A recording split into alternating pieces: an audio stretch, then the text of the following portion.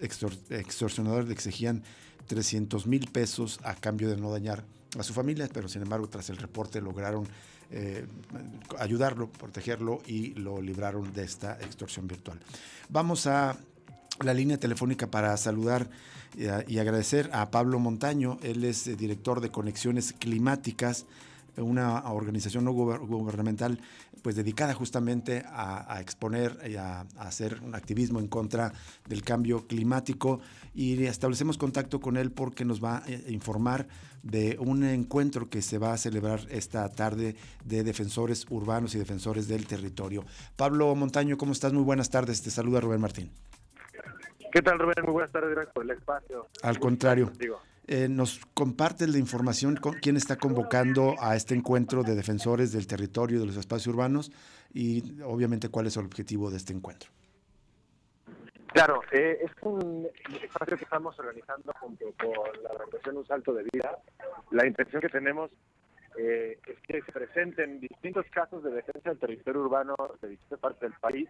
Viene gente a este encuentro de Chihuahua, de La Paz, del Estado de México, de Hidalgo, y la intención es dialogar cuáles son las estrategias, cuáles son las amenazas también que están teniendo en sus territorios, y es que hay algunas similitudes que, bueno, de lo que tenemos ahorita ya de dialogado con estos defensores, encontramos que hay muchas resonancias, ¿no?, entre lo que están ocurriendo en distintos territorios, y la intención, como les decía, convocada por Un Salto de Vida y Conexiones Climáticas, es ampliar la conversación de la defensa del territorio, no solamente a los espacios que normalmente consideramos como de naturaleza, sino también a las particularidades ecosistémicas que tienen las ciudades. Las ciudades están insertas en ecosistemas que tienen dinámica, ciclos, sentido, ¿no? Por ejemplo, zonas de captación de agua, hay zonas que purifican el aire, que bajan la temperatura, como lo podría ser el bosque de la primavera, hay afluentes que todavía siguen vivos adentro de las ciudades, y el no conocerlos o no voltearlos a ver da licencia y da carta abierta a quienes quieren destruirlos, a quienes quieren ampliar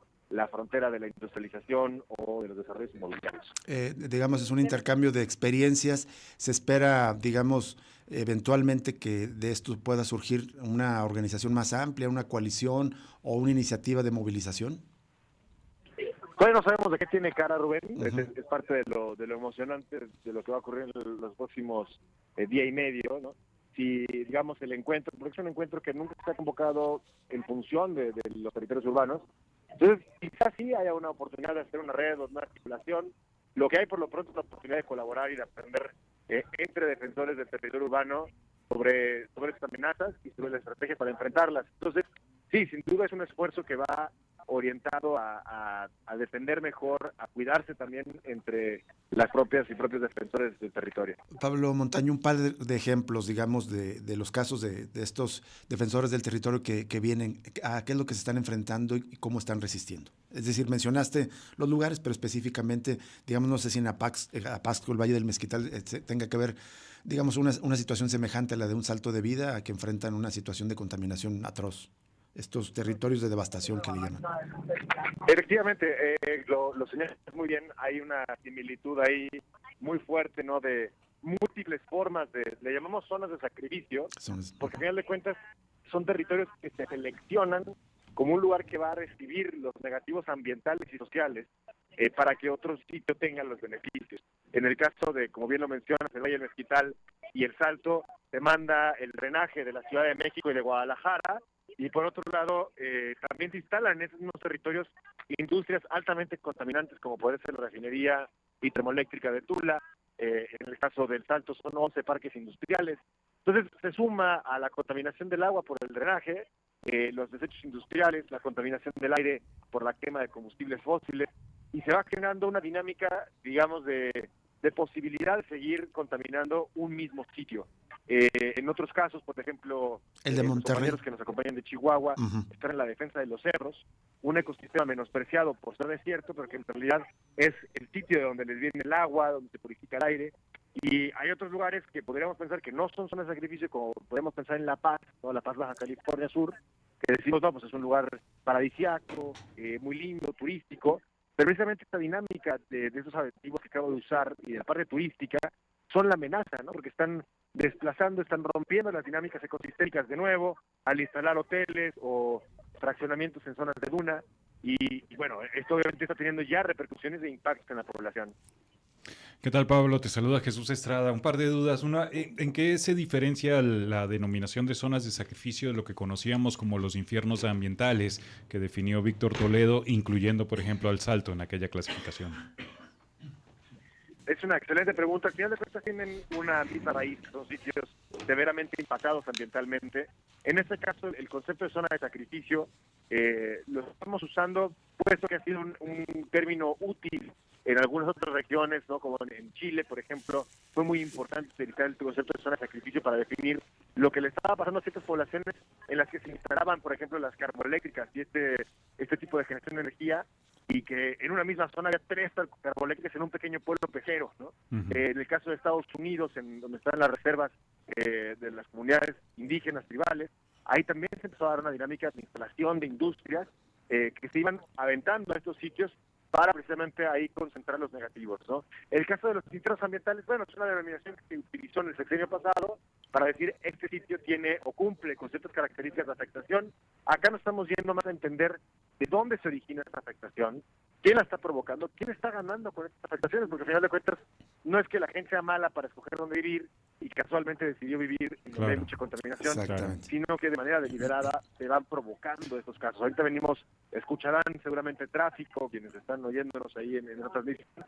Venimos regresando del Salto, Guadalajara, porque venimos de hacer este recorrido por los distintos sitios de afectación que están aquí en el Salto y escuchar también de la gente de Un Salto de Vida cómo este era un lugar paradisíaco en muchos aspectos, ¿no? De donde se podía pescar, donde se podían recolectar mangos, guayabas, ¿no? A las orillas del río. Y hoy es un lugar muerto, es un lugar que trae muerte además, ¿no? O sea, no solamente está muerto el río, sino que se aporta veneno a una población que se ha visto muy impactada, como ustedes ya han cubierto aquí en ese espacio. Pablo, y en ese sentido de los causantes, digamos, o el origen de todas estas agresiones, ¿se puede concluir que es el capital privado en la mayoría de estos casos? En algunos casos supongo que los gobiernos participando para favorecer al capital privado con megaproyectos. Hay una cuestión, como que bien señalas, metabólica, donde el propio capitalismo, para crecer, para expandir su frontera de extracción y de acumulación, necesita forzosamente que, es decir, el capital no genera riqueza, sino el capitalismo no genera riqueza, sino que la extrae, ya sea de los trabajadores o del territorio vivo, ¿no? En este caso, aquí cuando hablamos de los territorios, estamos viendo las consecuencias, un proceso de acumulación donde le extraen la riqueza a un lugar y mueven, digamos, el desecho a otro para que precisamente se pueda generar este ciclo que llamamos de metabolismo. Entonces sí, contestando corto tu pregunta, en efecto, el capital está detrás de esto. Una de las cosas que compartimos con los defensores que están aquí de partes del país es que el discurso habilitante es el del desarrollo. Va a llegar una industria que va a generar empleos, que va a traer este concepto abstracto que nos han vendido desde hace más de 70 años, ¿no? Del desarrollo, para decirnos que eso es a lo que tenemos que aspirar, y lo que estamos viendo es que se pierden son las posibilidades de hacer la vida fuera de los caos y fuera de los canales que el propio capitalismo marca, ¿no? Entonces hay un doble sacrificio. Por un lado, me envías la contaminación y me enfermo y tengo que enfrentarme a todos estos ciclos de, digamos, de despojo. Y lo segundo es que ya no puedo hacer la vida como la hacía antes, ¿no? Esas posibilidades de pescar en el río se pierden, esas posibilidades de recolectar los mangos ya no existen. Así es. Finalmente, Pablo, está abierto al público y si es así, infórmanos dónde se celebrará el encuentro y a qué horas va a ser. Claro que sí, el encuentro va a ocurrir en el Café Montenegro Alacena y Café, en la calle Montenegro 1917, en la zona de Chapultepec, a las 6 de la tarde, y va a ser un evento de alrededor de unas 2 horas, ¿no? A las 6 de la tarde arrancamos con justo la explicación de este concepto que acabo de compartir, de zona de sacrificio, y luego estaremos escuchando los testimonios de los distintos compañeros y compañeras que nos acompañan para un cierre de intercambio abierto, ¿no? Y de convivencia ahí en este Café Montenegro, a las 6 de la tarde. Entonces, Montenegro, Alacena y Café lo encuentran así en las plataformas. Los interesados a asistir, a presenciar este encuentro pueden llegar a este café y participar, escuchar la conversación. Así es. Perfecto. Muchísimas gracias. Al contrario, Pablo, muchas gracias. Estamos en contacto. Buena tarde. Pablo, Seguro que sí, gracias. Hasta luego. hasta luego. Buenas tardes. De Conexiones Climáticas, quien está convocando este encuentro con los compañeros de Un Salto de Vida. Vamos a ir a una pausa. Al regreso charlaremos con representantes de la comunidad indígena